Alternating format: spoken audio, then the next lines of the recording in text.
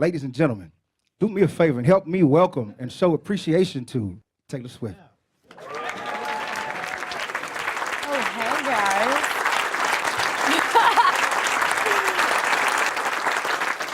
That was really nice. I'm so excited you guys are here. I'm honored that you'd want to be here to talk about how we made 1989. I feel like before we talk about how we made 1989, I should probably tell you all the things that led up to 1989 happening. I had been working with this demo producer named Nathan Chapman, who worked, he worked in it was actually a shack. Like, I'm not exaggerating. I loved the demos that we made together. And so when it came time to make my record, Scott was like, well, you know what? We're gonna put you with producers who have actually made albums before. And I was like, but this guy is so great. And he's like, but has he made an album before? I was like, technically no. But, you know, so I went in and I tried it with a lot of different people who are awesome, and it just wasn't that same magic that I got with my demo producer who worked in a shack.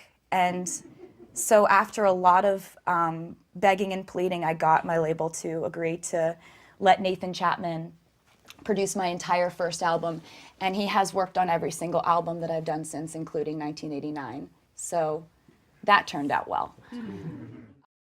I got to make my next record, and I had a little bit more say. And so I got to use Nathan again without any conversations being had. And I made my second album, Fearless, which ended up being kind of the one that was the breakthrough album. Like, it was my first international #1 with Love Story. It was the first time I ever got to hold a Grammy in my hand and then drop it in the press room, which was really embarrassing for me. But that was the album that I felt was simple, to the point, and was it was like a really accurate snapshot of my life at that time. Like, it was just exactly what I was going through, and it was said very simply. It was sonically cohesive, and that's my favorite thing looking back on that album. After that, I had a lot of people who would say, oh, she's an 18-year-old girl, there's no way that she actually carried her weight in those writing sessions. And that was a really harsh criticism, I felt, because, you know, there was no way I could prove them wrong other than to write my entire next record solo. So that's what I did. There are two albums that I kind of think are like a little bit patchwork quilty sonically, and Speak Now was when we started getting into that. We were like, go, string section, whoa, like, but then we'd have banjo on the next track, and you're like, what's going on?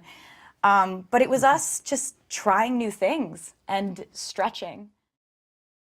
The next record, Red, is actually a really relevant part of how I got to 1989. I was getting the ideas exactly the same way I always did, and then a few months in, they started coming to me as pop melodies, and I could not fight it, and I just embraced it. I just wanted to see what it was like to work with Max Martin, because, you know, the idea of Max Martin, he's so enigmatic, he's so, like, mysterious. You're like, what does he look like? What does he talk like? What does he wear a cloak? Like, and I just wanted to know. I was like, you know, what is a Swedish pop mastermind? What does that look like? Does he know how to play guitar? Like, what is it? I called him, and he came over to my house, and I said, I love what you do. I want to combine it with what I do, and I'm a little scared, but I'm not really that scared, because I think it could be great. I'm not going to second guess this. This is just a gut feeling. I think it's going to work. We went and we did 3 songs, 2 of which were I Knew You Were Trouble and We Are Never Ever Getting Back Together. And that was as much as I was kind of allowed to work with Max on that project. I was also attached to being a country artist at that point. Just really, like, you build these relationships with radio and with the community, and it's sacred. We labeled Red a country album, and it came out, and it was universally agreed on that the songwriting was great, but it was also noted that it was a little bit multiple personality, which it was. And so leading up to how 1989 became 1989, I got nominated for Album of the Year with Red. Going up to it, you know, everybody comes up to you and they're like, oh, you got this, you're gonna win, you're gonna win. And I wish they wouldn't do that, because you don't know if you're gonna win. and someone else could very well win, and someone else very well did. When they announced the Album of the Year winner, it was like, and the Album of the Year goes to Random Access Memories, Daft Punk. And they really dragged out the rap. And I was like, for a second there, I kind of thought we had it, and we didn't. I remember not going to after parties. I went home, and I cried a little bit, and I got In-N-Out Burger and ate a lot. And I just was thinking a lot before bed about what I had made so far for the next album that was to become 1989, but I didn't know that then. We don't make music so we can like win a lot of awards, but you have to take your cues from somewhere if you're going to continue to evolve.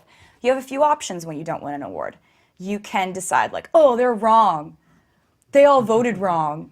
Second, you can be like, I'm going to go up on the stage and take the mic from whoever did win it.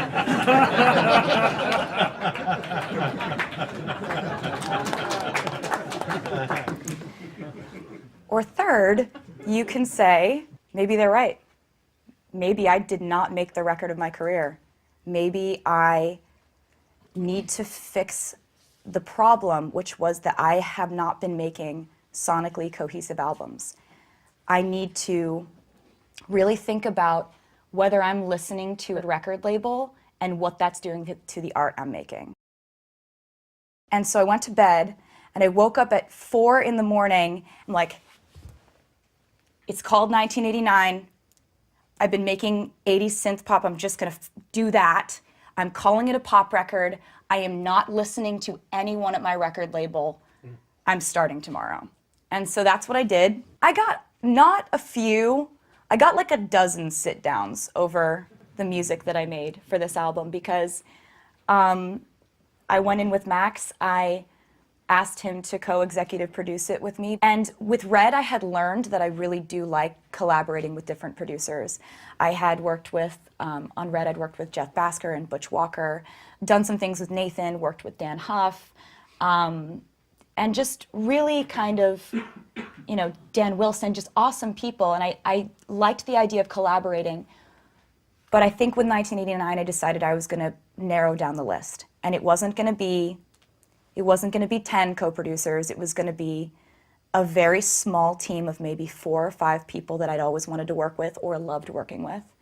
And Max and I were going to oversee it, and we were going to make a sonically cohesive record again. We were going to approach it the way I approached Fearless. And so that's how we got to the record the way that it was. So that is where we get to the point where now I'm going to tell you how we made the album.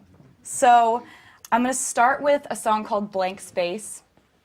And Blank Space is a song that I wrote as kind of like a satire.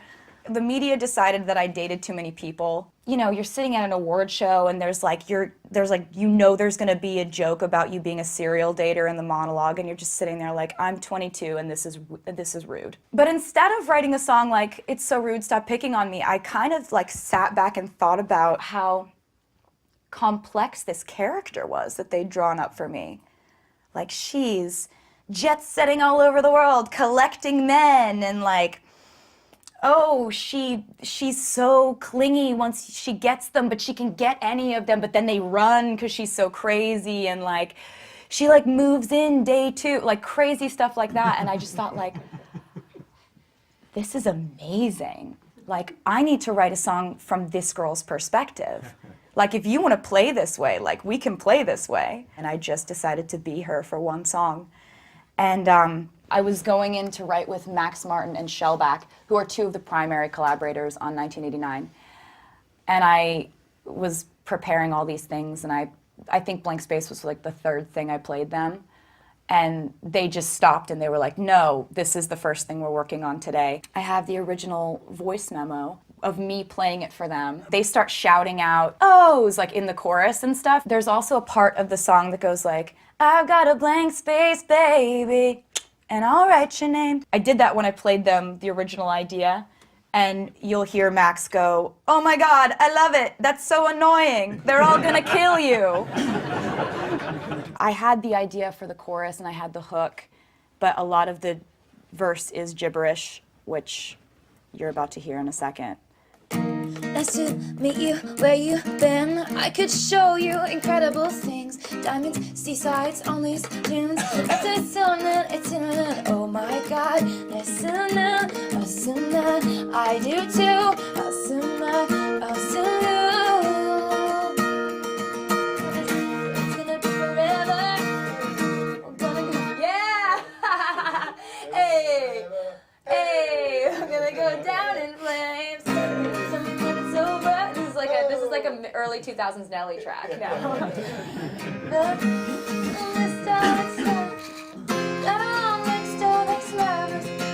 Tell you I'm insane, but I've got a blank space, baby. I'll write your name. But it says, baby, I'll write your name. So annoying. I go off into a corner and start writing all the lyrics for the rest of the song. When the chorus hits, you hear this, oh! And you even hear like a hint of it sampled in the intro. That's me and Shellback screaming. Oh! Oh! Oh! Ho! Oh! Oh! Oh! Oh! Oh! Oh! Oh! So, this was the most simple production because we really wanted it to be about the lyrics. The way that I approach the lyrics on this song is I'll be like out and I'll just write, like if I get like some zinger in my head, I'll just like write it down on an endless note thing in my phone. And a lot of those lines were from just things I had come up with in the past year, like darling, I'm a nightmare dressed like a daydream, and lines like that. Like I had kind of come up with a lot of the lines before I got in there. There's a Prophet 5 chorus bass that just comes in on the chorus.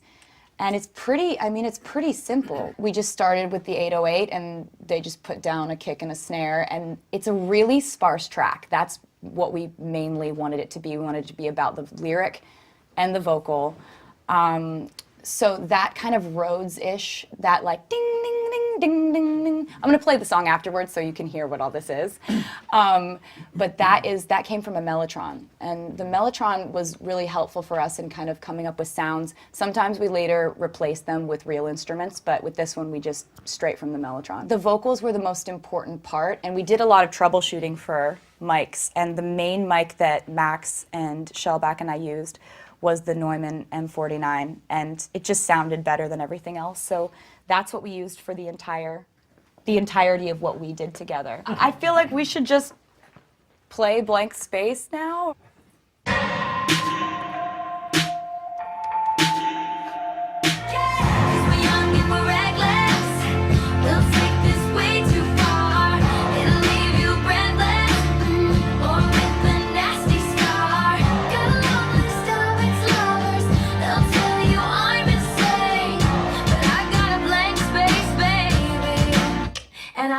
Your name. That's so annoying.